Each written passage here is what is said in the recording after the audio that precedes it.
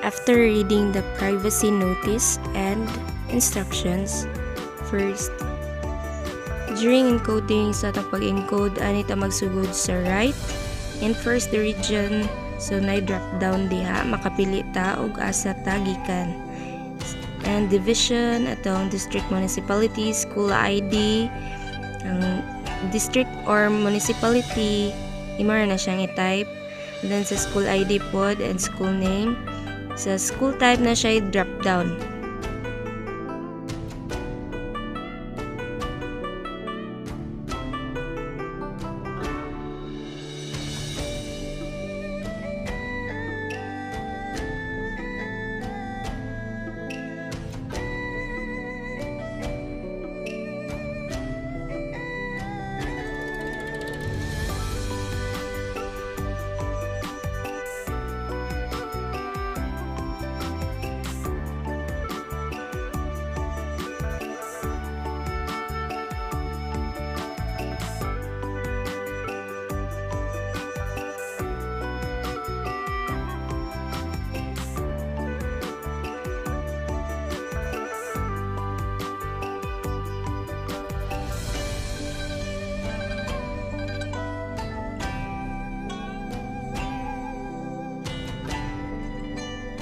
Since from right man ta mag-fill up, so sunod na ta sa rater, which is ang atay butangan nga name is ang name sa atong principal.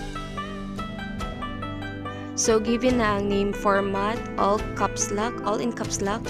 First atay butang is ang last name, then comma, space, the first name of our principal, space, the middle initial.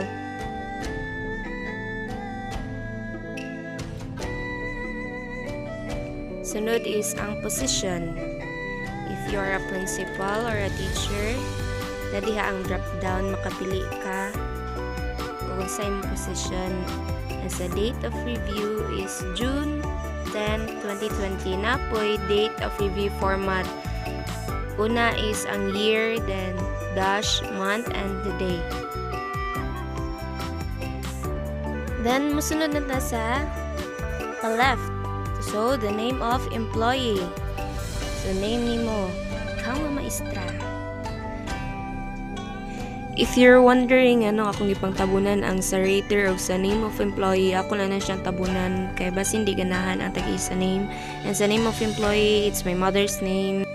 Yes, teacher akong mama. That's why naka-access ko aning Ipcrf. I have a copy. Kay di naman po tingali akong mama mo oy nagpalihok sa anak kay medyo edara na, so di ra po tingali kami ang nasa situation nga di jud og backup ang mother mo to siya guys. And remind lang ko, ang ato lang pwede hilabdan is ang encoding kanang nasa ubos, diba na encoding part 1 for proficient, part 2, part 3, part 4. Ato lang pwede hilabdan is ang encoding and the part 4. Kaya sa encoding, automatic na siya nga mo reflect sa part 1 and sa part 2 ug part 3. Makita ra na later.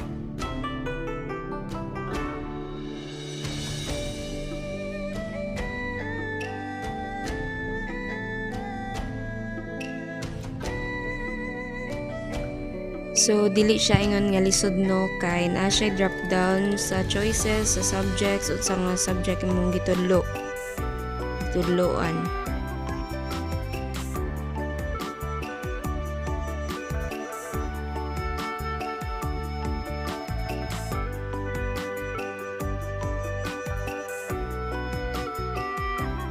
Since my mom is a science teacher, so science atay butangan ni.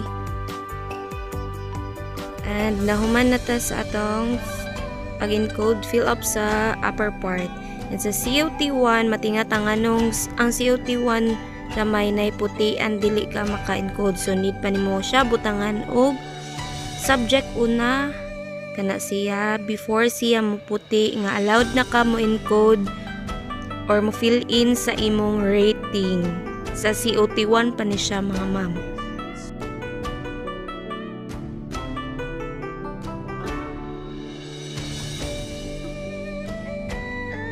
Kani akong gipangbutang nga number ani dili ningon ang mao ang rate sa akong mama. Example sa lang ni siya.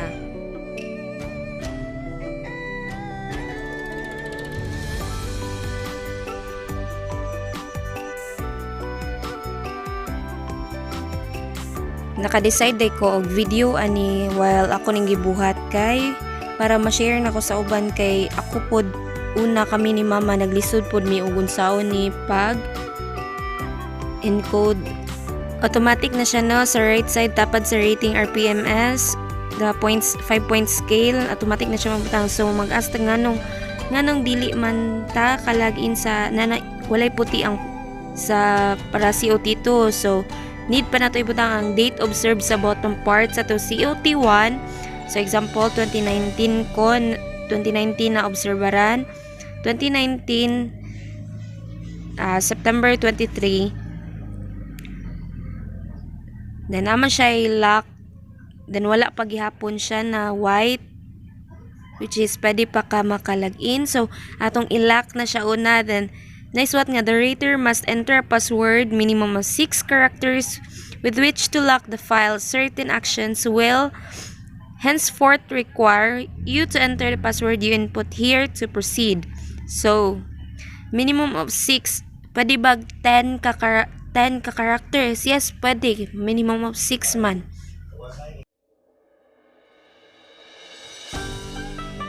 So, nag-confirm na ta sa atong password nga nanaan.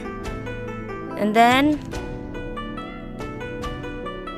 after na-lock na siya. So, pwede ka maka-unlock og balik if ever na kay i-change sa COT1 kung kay nakalimtan. So na-open na nga atong COT2 which is maka-click na ta and drop down unsa nga subject ka na obserbaran, still signs, and then same as COT1 na pod ang atong buhaton.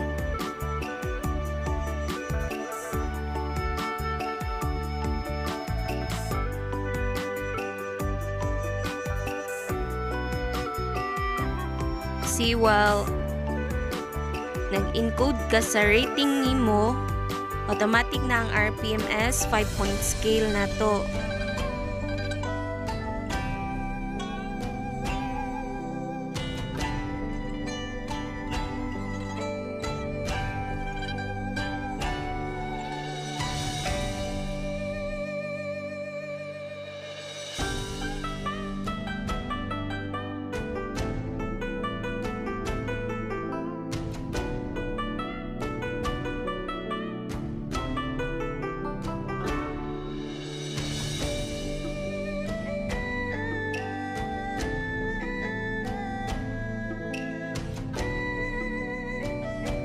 Nari siya important nga kuano sa during rating sa pag-encode na to.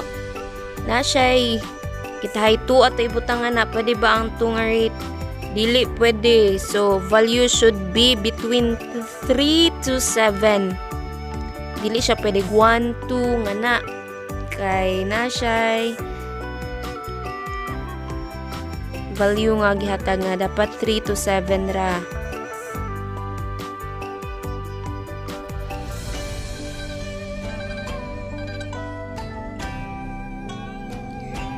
Duman naman ta butang sa tong rating, then butang gyapon nato ang date observed, sample 2019 December 3. And then ilock na po nato siya. Ang atong ibutang nga password is ang password nga gigamit nato sa COT1 katong gigama nato ganina.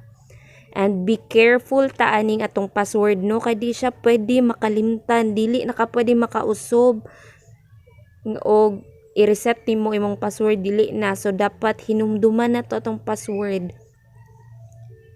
Kay og makalimot ka, balik na sad ka sa uno nga mag-intra na pud ka sa imong information. Mo na siya mga ma'am, dapat jud hinumduman.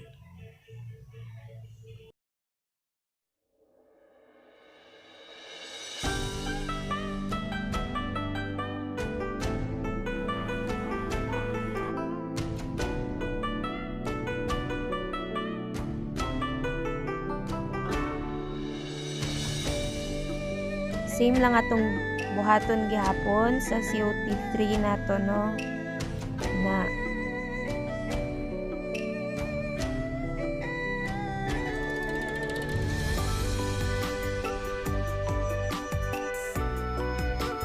ang uban kay wala na COT3 kay wala nakapaschedule.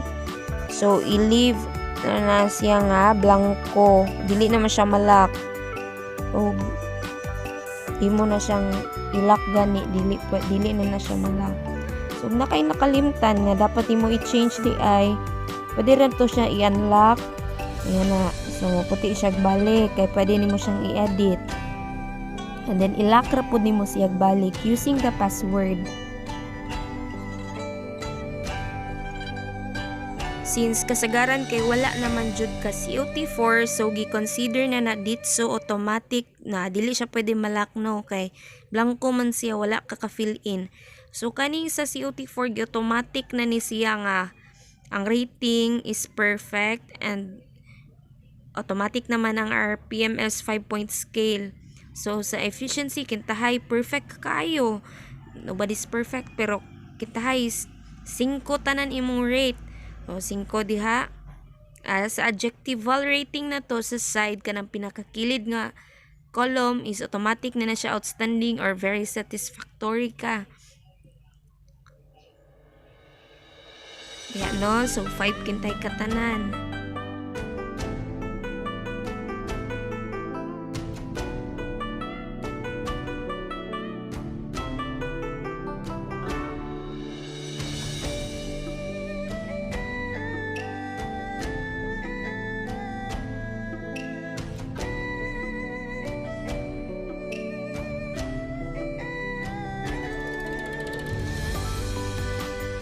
Unya nahuman naman ta sa atong rating sa ubos na ay approving authority ga dapit.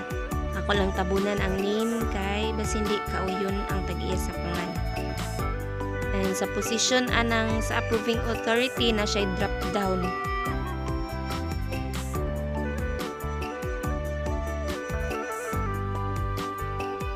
After sa atong approving authority, there's a note under nga when COT and QET ratings are encoded, click finalize part 1, give the file copy to the teacher concerned. The teacher shall accomplish parts 2 and 4. So i-click na to ning finalize part 1 para ma-finalize na nato. Click yes. Doesn't mean nga di pwede COT3 wako COT4. Ipunta na ka i-sure baka nga i-finalize na nimo. So same password lang gihapon ang atong i-fill in dire.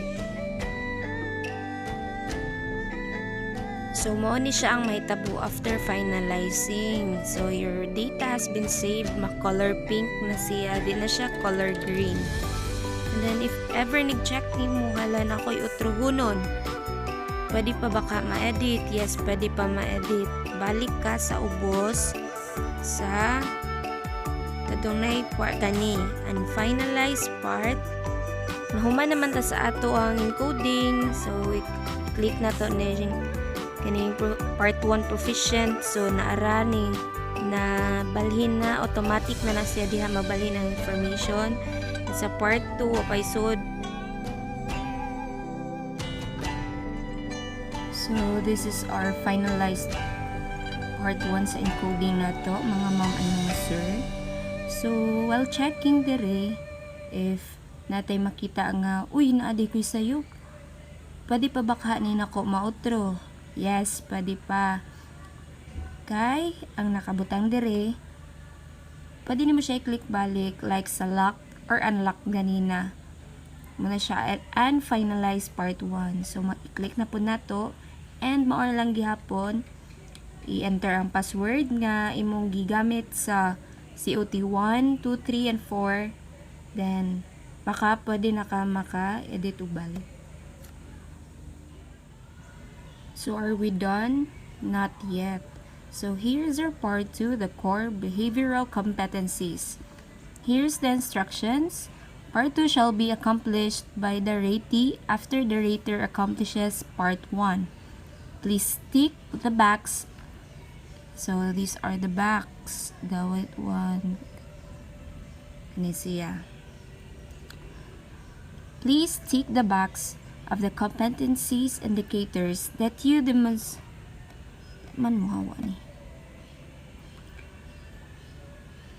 demonstrated during the performance cycle. The results of your assessment can be found in the Part 2 sheet. So, dara. Muna siya ang atong Part 2. First one is about our self-management. So, diri sa atong self-management, our number 1 is sets personal goals and directions, needs, and development. So, ikaw nga pagka-teacher, naaba ka ana, nga mag-set ka og goal and directions, nga makatabang for development nimo. So, if naa, then tick. So, na siya check. Check mark.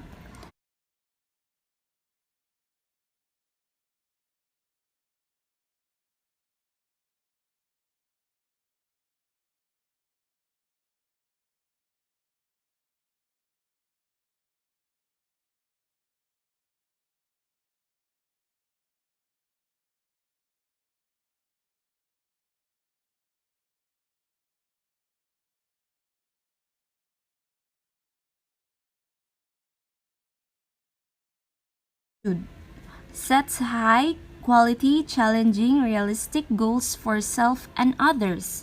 Naabapog ka na. So, check. Grabe kay perfect. Char, nobody's perfect. So on and so forth mo na siya i-ticker na nimo and ma-mark na siya after ticking the box. We're done ticking on the box, so we need to, the note here is to click finalize part 2 to save your data. So we're done finalizing our part 2. You can now proceed to the preparation of the part 4 development plan based on the results of part 1 and part 2 of the Ipcrf. So we need to click this button, finalize part 2. Another password is needed. So we need to have our own password.